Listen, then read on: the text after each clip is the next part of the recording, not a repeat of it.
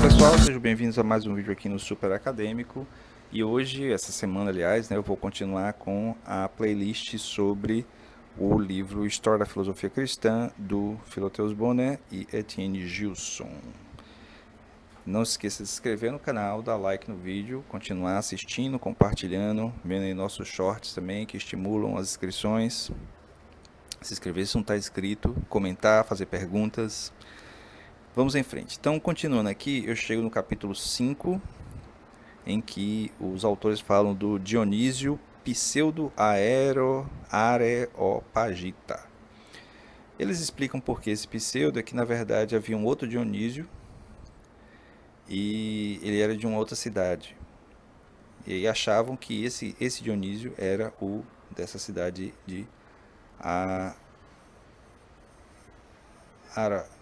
esqueci o nome da cidade aqui, como é o nome mesmo? Dionísio, convertido por São Paulo. Ah, tá. Aeropagia significa convertido por São Paulo, não é uma cidade, não. Tá. Pois bem, não é o caso, né? É outro Dionísio, né? E esse Dionísio, ele segue um pouco a tradição dos capadócios, né? Que é dito, eu acho que ele é o último, se eu não me engano, ou penúltimo filósofo cristão da chamada Era Helênica, com muita presença na Turquia, que depois vai mudar para a patrística, com presença principalmente no norte da África. Pois bem, esse Dionísio ele vai dizer que foi por intermédio dele, né, que numerosos elementos neoplatônicos penetraram no Ocidente. Então ele tem essa responsabilidade. Na vida, ele viveu no final do século V e começo do século VI. Obras e edições vai se falar muito sobre a hierarquia celeste, isto é, do mundo angélico, certo? Então havia essa tendência de estudar sobre os anjos. Na hierarquia eclesiástica, ele vai falar sobre a essência e a organização da igreja, os sacramentos, especialmente o batismo, a eucaristia e a unção.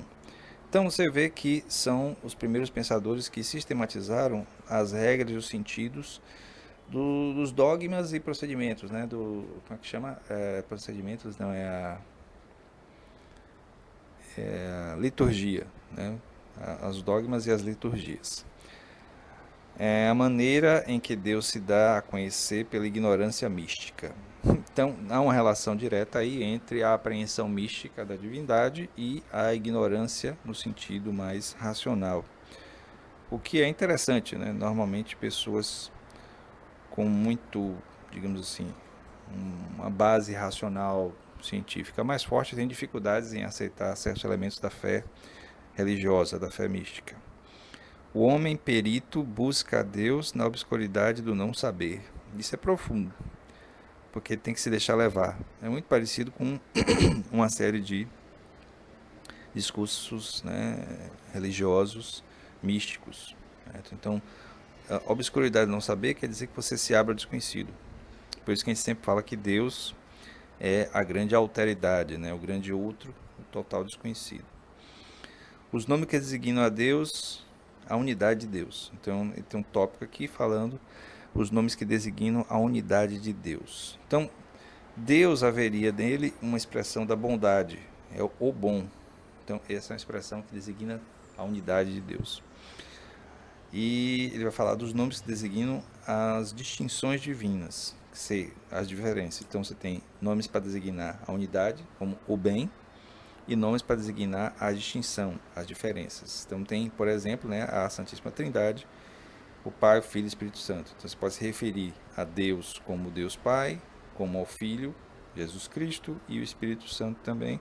Apesar de ser uma divindade, tem distinções de nomenclatura. A bondade divina é a causa de toda a diversidade. Enquanto bem, Deus é luz. Seu nome é luz espiritual. Então, o modo de chamar a Deus, se aproximar a Deus, de Deus, seria a aproximação da luz. O mal não deriva do bem. Deus é a fonte exclusiva e total do ser, e até mesmo do não ser. Aqui surge inevitavelmente a questão: será ele também a fonte do mal? A fim de fugir a essa consequência, Dionísio elimina o mal da esfera do ser. Então não é ser nem não ser. O mal, enquanto tal, não tem ser, é ser nenhum. É uma maneira de fugir do problema, na minha opinião, mas é uma maneira interessante de abordar. Não se encontra nem mesmo na matéria, como Dionísio procura provar em longa exposição. O mal não é nem sequer uma privação, quer dizer, não é nenhuma ausência. Positivamente, ele se origina de numerosas deficiências parciais. Em suma, o mal é uma fraqueza e uma omissão do bem. Quer dizer, uma fraqueza é um elemento humano. Enquanto o bom Deus é a fonte da totalidade do ser e do não ser. Quer dizer, ele é tudo menos o mal, já que o mal é fruto da fraqueza do homem. É uma coisa que o Santo Agostinho vai elaborar mais depois. Enfim, enquanto bem e ser, Deus é também a vida e a fonte de toda a vida. Dele se origina a vida em si, a ideia da vida, da qual toda a vida, desde a sua forma mais ínfima, é uma participação. E enquanto sabedoria, Deus é a fonte da sabedoria em si, da qual todos os seres racionais participam pelo conhecimento. Então, todos os seres fazem parte de Deus, mas os seres racionais fazem parte também pelo conhecimento. No caso, nós, os seres humanos. Por conseguinte, toda a multiplicidade das coisas mundanas procede de Deus enquanto bem, enquanto ser, enquanto vida e sabedoria. O efeito total é um cosmos magnífico e santo, a hierarquia celeste e terrestre. Parece que ele é meio obcecado por essa coisa de hierarquia. Vai falar de hierarquia de novo, fala do retorno da alma para Deus. É como se fosse assim, eu me lembro que ele faz uma hierarquia entre as criaturas mais próximas de Deus, daquelas mais distantes, mas aí é possível do ser humano comum se dedicar a Deus e vai subindo de hierarquia, e sobe na hierarquia dentro da igreja como sacerdote, e aí depois vai se aproximando dos anjos, e faz todo um processo de ascensão até a participação completa com Deus, em Deus. Nesse caso, esse cara, do ponto de vista místico, é muito mais parecido com a maneira como certas doutrinas espiritualistas funcionam, de participação da pessoa na luminosidade, do bem, alguma coisa assim. Bom, como se efetua este retorno? Quer dizer, o retorno da alma para Deus. O primeiro passo é o conhecimento de si mesmo. O caminho passa pela fé e pela meditação. A alma atinge a meta final. Atingido o cume da perfeição, a alma entra a participar dos movimentos dos espíritos celestes. E eu me lembro que ele fala do valor da meditação, eu não sei se é ele que fala. Apreciação, uma deriva da filosofia grega, conduz principalmente ideias neoplatônicas. A segunda dilui da revelação cristã e correia o legado espiritual da patrística grega. Então ele faz uma ponte entre o platonismo e a patrística. Repetidamente, Dionísio tem sido chamado de um neoplatônico com vestes cristãs, mas acertado seria ver nele um cristão revestido do manto filosófico neoplatônico.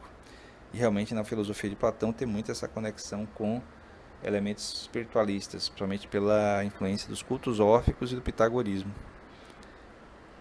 Com a ideia, claro, de ascensão, de quanto mais conhecimento, mais próximo da verdade, do bem, da perfeição, etc. Então, tem uma conexão com isso. Eu me lembro que em algum momento fala sobre o poder da meditação, não sei se foi ele ou se foi no próximo autor. Então, esse é o vídeo para essa semana, espero que vocês tenham gostado, curtido. Não esqueça de se inscrever no canal, dar like no vídeo e comentar bastante aí, e partilhar também. Um abraço, até o próximo vídeo.